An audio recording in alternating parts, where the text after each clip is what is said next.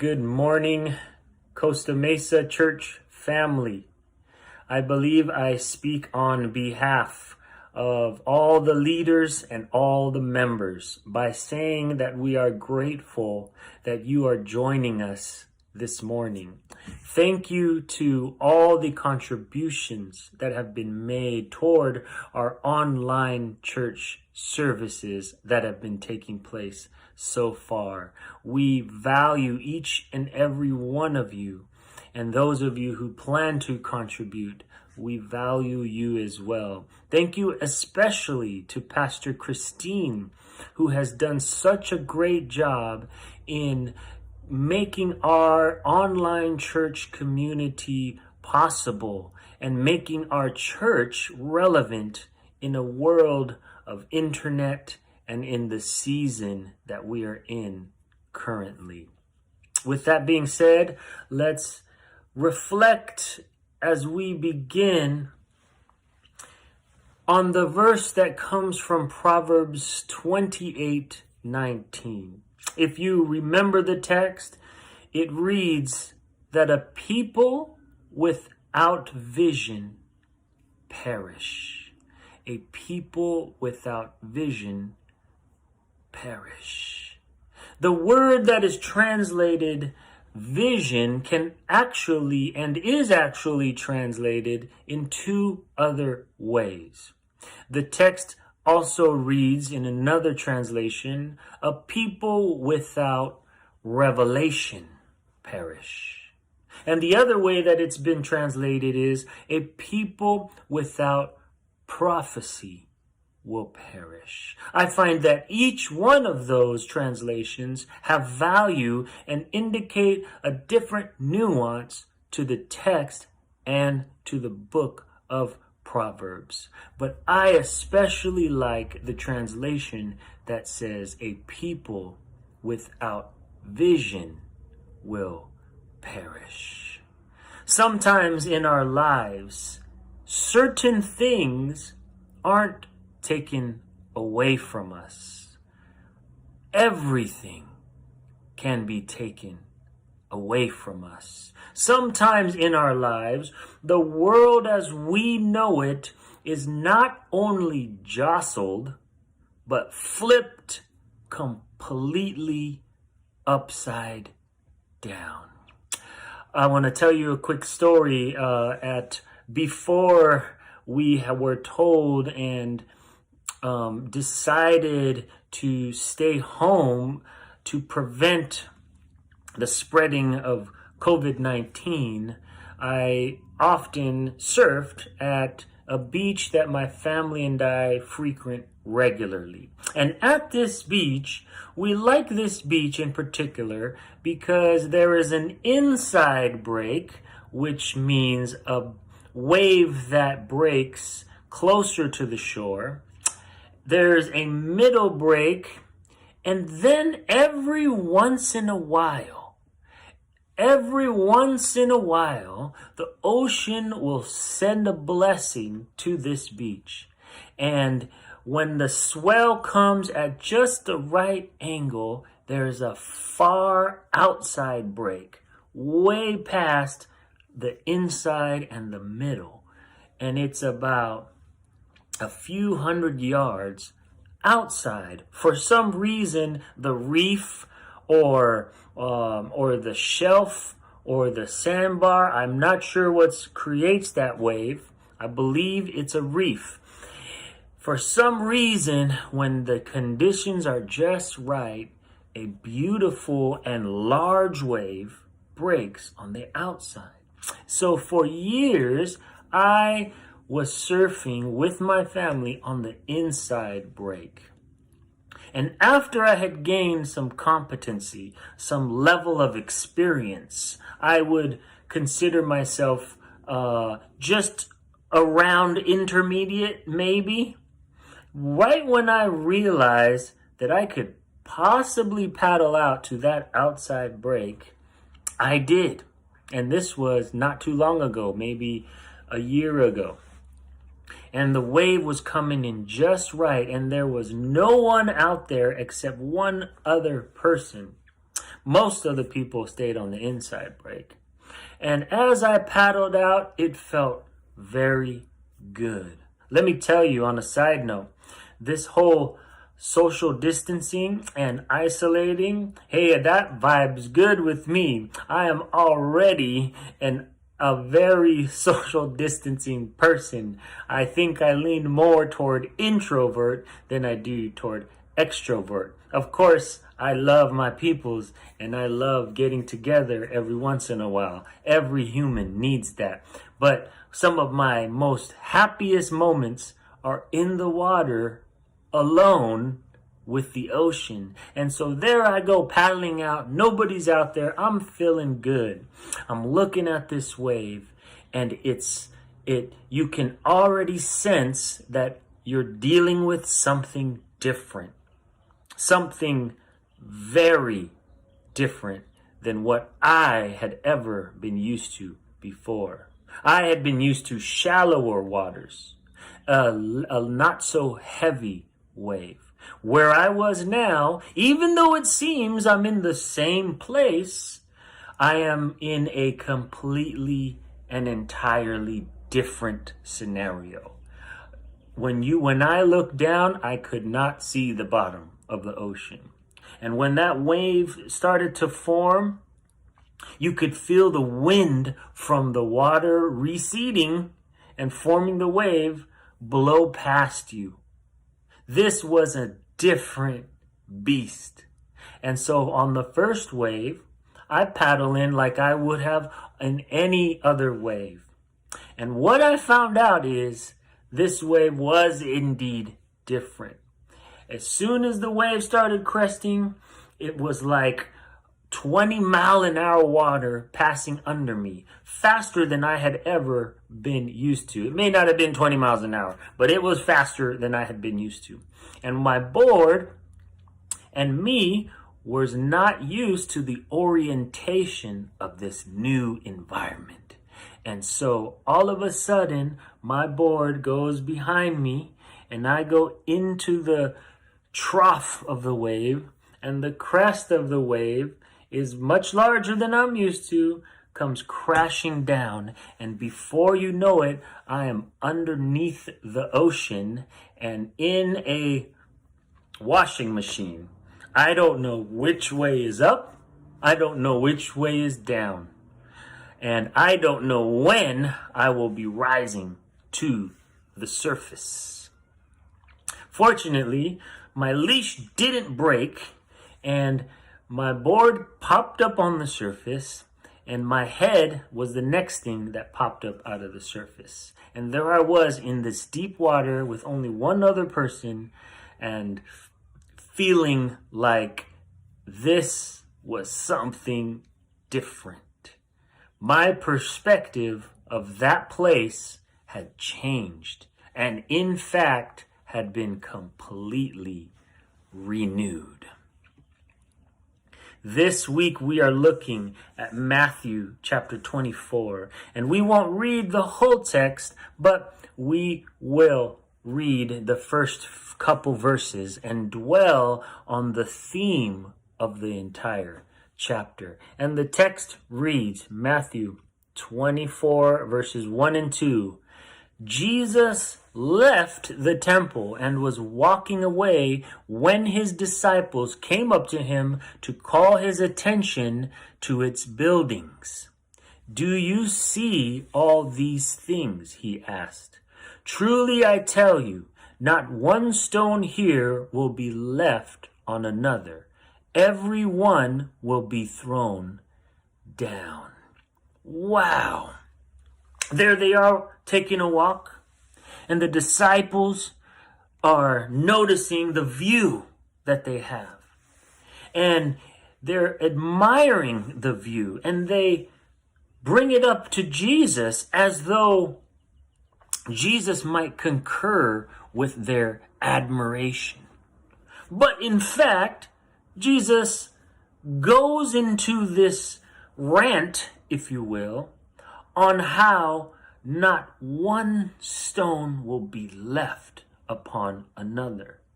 He even talks about the moon turning in to blood.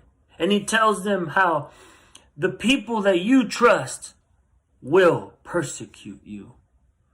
I can imagine being the disciples thinking, well, then what is all this for? Asking themselves, why would Jesus tell us that scenario when we are experiencing a level of prosperity and longevity as a nation? The thing about the passage that we're looking at is it belongs, according to biblical scholars, it belongs to a genre of literature called apocalyptic literature. And the reason scholars group them together and label them as a genre is because there are multiple literature and writings that have certain characteristics that are the same. The other interesting fact is not one piece of apocalyptic literature is the same as far as content. So one of the major characteristics of apocalyptic literature is that it has a very strong eschatological theme. And eschatological basically means sort of last day or final climactic tones in it. Now, the apocalyptic literature, I don't want to bore you, but I want to give a little bit of background. Apocalyptic literature thrived in the intertestamental period. What is the intertestamental period? It's the period between the closing of the Old Testament canon and the reopening of the New Testament canon. And that time period covered 400 years. Now, not all biblical scholars subscribe to apocalyptic literature. In fact, the people who canonized our Bible that we read today were debating whether to include the book of Revelation. And in fact, we only have a handful of apocalyptic literature in our current canon. We find passages in Daniel, we find the book of Revelation, and we find passages in Matthew. And this is one of those passages. And you can understand why the Jewish community would have produced a lot of apocalyptic literature during the intertestamental period. Why do I say that? It was during that time that many Jews were returning to Jerusalem. They were given freedom to return to their old home and rebuild a nation. But their old home had been occupied by multiple powers, including the Syrians, the Greeks, the Egyptians. And what had happened during the occupation of Jerusalem of those different nations was an entirely changed culture. The Jews' world as they know it had completely been flipped upside down. And the time, that intertestamental time, was pregnant with uncertainty. What would the future of God's people look like after all of these influences? What would the future of God's people look like? Would it look the same? Would they be able to rely on the same rituals that they had been used to practicing, the same routines that defined who they were as a people? Would they be able to look out their window and recognize the world outside their window? Would they be able to maintain an identity in the new Jerusalem that they lived in, the very different world that had been flipped upside down. Now let's look at the text we're in, and we don't even need to read the whole text. We can take the first few words of what Jesus says to his disciples, and those few words were, "Do you see?" Do you see? There's so much loaded in those three words. Do you see? Can you see? Can you see? The thing about apocalyptic literature, that when we compare the different books that were written in the intertestamental period, we can see that it was not just about predicting events. I don't believe the Jews were writing these literatures simply to predict what would happen in their future. Then what would be the point of writing such sharp and radical imageries? What would be the point of creating a visual of dragons and fire and horses with knights on them and angels covered in white and archangels and disaster and earthquake? What would be the point of writing literature with such content? In our own denomination, we have fully embraced the apocalyptic literature that is included in our biblical canon. And we have interestingly used it to deduct and to predict future events. But I don't believe that apocalyptic literature was written for that purpose. I believe it was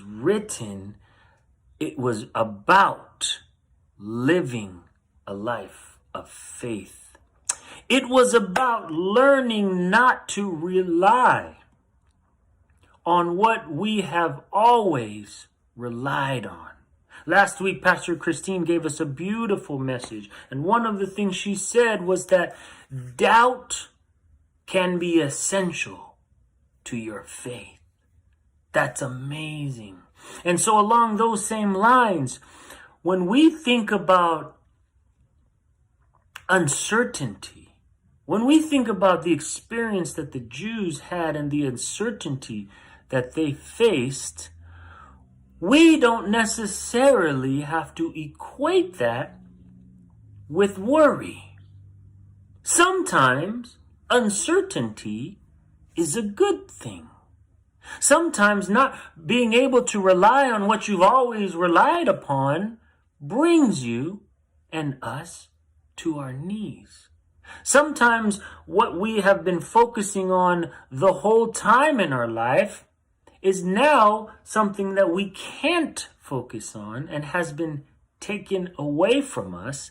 And now our challenge is finding out what to focus on now. Jesus said, "Can you see? Do you see?" Our world has been flipped completely upside down. Some of you, even more, in more ways than one, other than what's happening in the world, you might be experiencing a loss of employment. You might be experiencing illness. You might be experiencing loneliness, depression. Your career and your education might have been completely flipped on its head. And rather than look at that reality as a bad thing, take the opportunity to look at the new reality that we are in as an opportunity to renew your vision, to renew our vision. I was mentioning earlier that we often use apocalyptic literature as a mathematical equation. Interestingly enough, that literature was meant to change everything we know about the world. The point of those images in apocalyptic literature and in Revelation and in Daniel is to say that everything you've ever known will one day be changed. Everything that you've ever trusted and everything that you've ever believed in to be relied upon will be changed. The moon will turn to blood. And at that point, with faith in God and with a renewed vision, you will still stand. You will still live. And everything that you see will be seen through new eyes. Even in just this situation, we're seeing a change in society and how we do business.